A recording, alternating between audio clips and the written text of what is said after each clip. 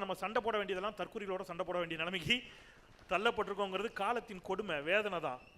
அனைவருக்கும் வணக்கம். இது தமிழ் கேள்வி. மீண்டும் உங்களை சந்திப்பதில் மிக்க மகிழ்ச்சி. நான் செந்தில், இது செந்தில் வேல் வீச்சு. ரொம்ப மகிழ்ச்சியாக இருக்குது. நெகிழ்ச்சியான நாள் அப்படின்னு கூட சொல்லலாம். காரணம், தொகுப்பாளர் சொன்னது போல இதே நாளில்தான் நீதி கட்சி தொடங்கப்பட்டது. நீதி கட்சி தொடங்கி எத்தனை ஆண்டுகள் ஆயிற்று? நூற்றாண்டுகளை கடந்து இந்த இயக்கம் அழிந்துவிடும் அழிந்துவிடும் அழிந்துவிடும் என்று சொன்னவர்கள் எல்லாம் அழிந்து மண்ணோடு மண்ணாகி மக்கி போனார்கள். இந்த இயக்கம் இன்னும் உயிர்ப்போடு இருக்கிறது என்பதற்கு சாட்சியாக இன்றைக்கு இந்த நிகழ்ச்சி இங்கே இருக்கிறது. நான் இந்த அரங்கில் இன்றைக்கு இந்த புத்தக வெளியீட்டில் நான் நிற்பதற்கு முழுமுதற் காரணம் நெஞ்சமெல்லாம் நிறைந்திருக்கக்கூடிய மறைந்த அண்ணன் முரசொலி செல்வம் அவர்கள். ஏன்னா அவர் தான் என்னை முரசொலியில் எழுத சொன்னார், தொடராக எழுத சொன்னார், கட்டுரைகளாக எழுத சொன்னார்.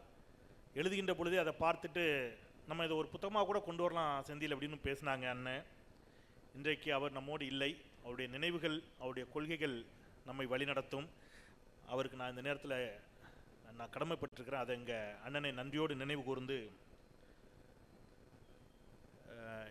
நான் வழக்கமாக ஏதாவது பேசுகிறோம் கடக்கடன்னு, இன்னைக்கு கொஞ்சம் ரொம்ப நெகிழ்ச்சியான ஒரு நாளுங்கிறதுனால எதை பேசுறது எதை விடுறது தெரியல. சுருக்கமாக வேறு பேசணும். ஏன்னா துணை முதலமைச்சருக்கு நிறைய பணிகள் இருக்குது.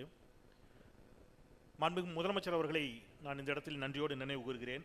ஏன்னா ஒரு எளியவனின், ஒரு தமிழ்நாட்டினுடைய ஒரு கடைக்கோடி கிராமத்தில் பிறந்த ஒரு எளியவனு புத்தகத்திற்கு அவர் அணிந்துரை வழங்கியிருக்கிறார். அது ரொம்ப மகிழ்ச்சி, நெகிழ்ச்சி. பார்க்கும்போதெல்லாம் அவ்வளோ வாஞ்சையோடு அவர் காட்டுற அக்கறை. திடீர்னு என்னைக்காவது ஒரு நாள் அலைபேசியில் அழைப்பு வரும், என்ன செந்தில் என்ன பண்ணிட்டீங்க அப்படின்னு கேட்கின்ற பொழுது நம்ம ரொம்ப மூட் அப்செட்டாக இருந்தோம்னா அதெல்லாம் அவருடைய அந்த வார்த்தைகளில் உடைந்து போகும். திருப்பி நம்ம வேகமாக ஓடுவதற்கு உற்சாகத்தை தரக்கூடிய வார்த்தைகள். அவருக்கு நான் நெஞ்சம் நிறைந்த நன்றியை சொல்கிறேன். கோடானு கோடி திராவிட முன்னேற்ற கழக அன்பிற்குரிய அண்ணன் அன்பில் மகேஷ் அவர்கள் ரொம்ப எனக்கு ஏதாவது அப்படியே நமக்கு சில நேரங்களில் சோர்வு அல்லது ஒரு விரக்தி வருத்தம்லாம் வந்துச்சுன்னா அவர் தான் எங்களுக்கு சுமை தாங்கி. கிளம்பி அண்ணா காலைல இருப்பீங்களாண்ணே, காலைல உங்களை பார்க்க வரலாமான்னு கேட்டு நேராக அங்கே போயிட்டோன்னா அவரை அந்த ரூமுக்குள்ளே உட்காந்து வச்சுட்டு ஒரு 10 நிமிஷம் என்ன சொன்னாலும் நம்ம எல்லாத்தையும் கொட்டிடலாம். அவர்கிட்ட எல்லாத்தையும் புன்னையோடு வாங்கிப்பார். வாங்கிட்டு நமக்கு ஒரு எனர்ஜி கிடைக்கும். சரி, நம்ம சொல்ல வேண்டியதெல்லாம் சொல்லிட்டோம்பா, இனிமேல் நமக்கு பிரச்சனை தீர்ந்துச்சு அப்படிங்கிற மாதிரி அங்கேருந்து கிளம்பி வந்துடலாம். அப்படி ஒரு அன்பு. அவருக்கும் இந்த நேரத்தில் என்னுடைய நன்றி. நிறைய பேருக்கு நன்றி சொல்லணும், நேரம் இல்லை.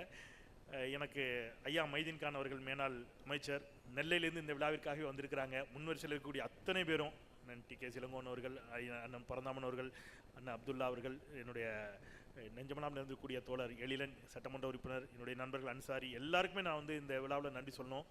ஒவ்வொருத்தருக்கும். தமிழ் கேள்வி சொந்தங்கள் நிறைய பேர் பெங்களூர்லேருந்து வந்திருந்தாங்க, சிங்கப்பூர்லேருந்து தம்பி செந்தில் வந்திருந்தார், வெளிநாடுகளேருந்துலாம் வந்திருக்கிறீங்க இந்த விழாவிற்காக. எல்லோருக்கும் நன்றி. ஏன் இந்த விழாங்கிறத 2 வார்த்தையில் சொல்லிட்டு நான் உட்கார்ந்துடுறேன். ஏன்னா மாண்புமிகு துணை முதலமைச்சர் அவர்களுடைய பேச்சை கேட்க தான் நீங்களும் ஆவலாக இருக்கீங்க, நானும் ஆவலாக இருக்கிறேன். தொடர்ச்சியாக திராவிட முன்னேற்ற கழகம் எப்பொழுதெல்லாம் ஒரு நல்லாட்சியை தந்திருக்கிறதோ அப்பொழுதெல்லாம் அந்த நல்லாட்சிக்கு எதிராக இங்கே ஒரு பெரும் நயவஞ்சக சதியை தீட்டிக் கொண்டே இருப்பார்கள். அந்த நயவஞ்சக சதி அப்படிங்கிறது முறிக்க முடியாத அளவிற்கு ஒரு பெரும் சக்தி வாய்ந்த சதியாக வலை பின்னலாக பின்னப்படும். அதில் ஊடகங்கள், அப்புறம் குறிப்பாக பார்ப்பனிய ஊடகங்கள், ஆரிய ஊடகங்கள், இந்த சக்திகள் இதெல்லாம் சேர்ந்து நீங்கள் அவர்களுடைய சாதனைகளை மறைத்து வேற ஒரு கருத்துருவாக்கத்தை உருவாக்கி ஒரு நல்லாட்சி தொடரவிடாதபடிக்கு தமிழ்நாட்டை எல்லா காலத்திலையும் பண்ணிக்கிட்டே இருந்திருக்கிறாங்க. அதனால என்ன நட்டம்? திமுகவிற்கு நட்டமானா ஒருபோதும் இல்லை, அது தமிழ்நாட்டிற்கு தான் நட்டத்தில் போய் முடிஞ்சிருக்குது. நான் அடிக்கடி சொல்கிற நிறைய உதாரணம் சொல்கிறேன். ஒன்று சொல்கிறேன், நீங்கள் இப்போ போய் மதுரவாயில் பறக்கும் சாலையை பார்த்தீங்கன்னாலும் வயிறு எரியும். முத்தமிழஞ்சன் டாக்டர் கலைஞர் போட்டாருங்கிற ஒரே காரணத்துக்காக அதன் பிறகு அம்மையார் ஜெயலலிதா அவர்கள் அந்த திட்டத்தை அப்படியே கடப்பில் போட்டாங்க. வெறும் அந்த தூண்களை பார்க்கும்போது அவ்வளோ வைத்தறிச்சலாக இருக்கும். அப்போ ஒவ்வொரு முறையும் ஒரு நல்லாட்சி அமைந்து திராவிட முன்னேற்ற கழகம் தமிழ்நாட்டை ஒரு வளர்ச்சி பாதைக்கு எடுத்துகிட்டு போய் நிப்பாட்டும். ஏதேனும் ஏதாவது ஒரு விஷம கருத்தை அல்லது ஏதாயினும் ஒரு வதந்தியை, திட்டமிட்ட சதியை செய்து எல்லா விதமான சதி சக்திகளும் ஒன்று சேர்ந்து திமுகவை எப்படியாவது மீண்டும் ஆட்சிக்கு வர விட்டுறக்கூடாது அப்படிங்கிறத உறுதியாக இருப்பாங்க. அப்புறம் தமிழ்நாடு ஒரு 10 வருஷம் பின்னோக்கி போகும். திருப்பி திமுக ஆட்சிக்கு வரும், திருப்பி எடுத்துகிட்டு மேலே கொண்டு போய் விடுவாங்க, திருப்பி பின்னாடி கொண்டு போய் இழுத்து விட்டுருவாங்க. இப்போ நீங்கள் மாண்புமிகு முத்துவேல் கருணாநிதி ஸ்டாலின் இந்த நாட்டினுடைய முதலமைச்சராக பதவியேற்ற பொழுது இந்த நாட்டினுடைய பொருளாதார வளர்ச்சி மைனஸில் இருந்துச்சு.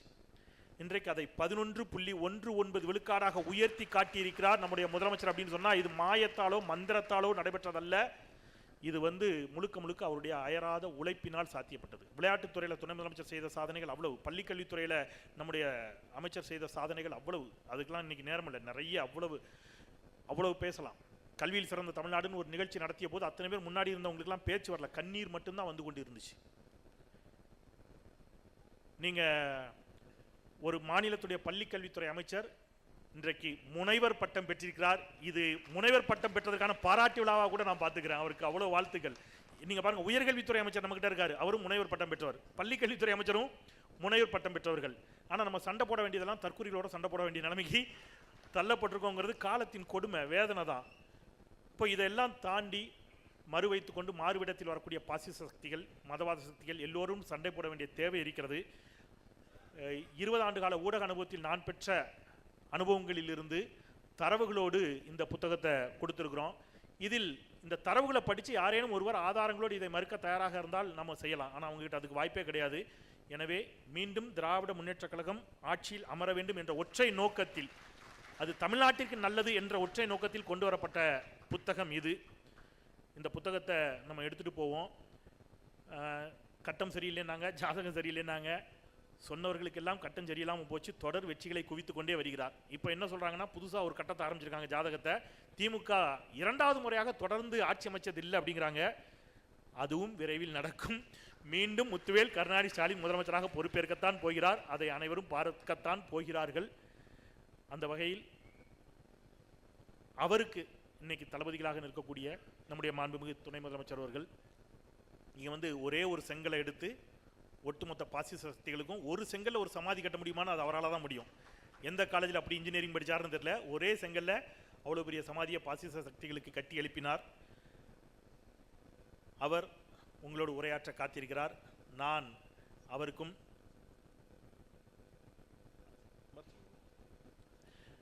மாண்புமிகு சட்டமன்ற உறுப்பினர் செல்வப்பிரந்தை அவர்களும் வந்துட்டாங்க. ஸோ அவரையும் அவர் ஏற்கனவே வந்துட்டு அர்ஜெண்டாக வெளில போனார், இப்போ வந்துட்டார். ஸோ அந்த செய்தியை சொல்கிறாங்க, மகிழ்ச்சி. ஸோ நான் அவர்களுடைய பேச்சுக்கு வழி கொடுத்து ஒவ்வொருவருக்கும் என்னுடைய நெஞ்சம் நேர்ந்த நன்றியை சொல்லி வந்திருக்கக்கூடிய தமிழ் கேள்வி சொந்தங்கள், இந்த விழாவிற்காக இங்கே அண்ணன் ஏழுமலை அண்ணன்லாம் நான் அன்றைக்கி அவரை பார்த்த கூட ஒரு நாள் தான் பார்த்தேன். அவர் ஒரே ஒரு வார்த்தை தான் சொன்னார், எல்லாம் நம்ம கட்சினை எனக்கு கொள்கை உறவுகள். நானும் என் மனைவியும் சென்னைக்கு இறங்கின்ற பொழுது தனியர்களாகத்தான் வந்தோம், 2 பேரும் மட்டும்தான் வந்தோம். இன்னைக்கு இவ்வளவு லட்சம் உறவுகள் கிடைத்திருக்கிறது என்று சொன்னால் அதை கொடுத்தது இந்த இயக்கம், இந்த சித்தாந்தம், அவ்வளவு சொந்தங்கள். ஸோ அத்தனை பேருக்கும், மேடையில் இருக்கக்கூடிய ஒவ்வொருவருக்கும், முன்பாக இருக்கக்கூடிய ஒவ்வொருவருக்கும், வந்திருக்கக்கூடிய ஊடகவியலாளர்கள் அனைவருக்கும் என்னுடைய நன்றியை சொல்லி நான் அவர்களுடைய உரைக்கு வழி கொடுத்து விடைபெறுகிறேன். நன்றி, வணக்கம்.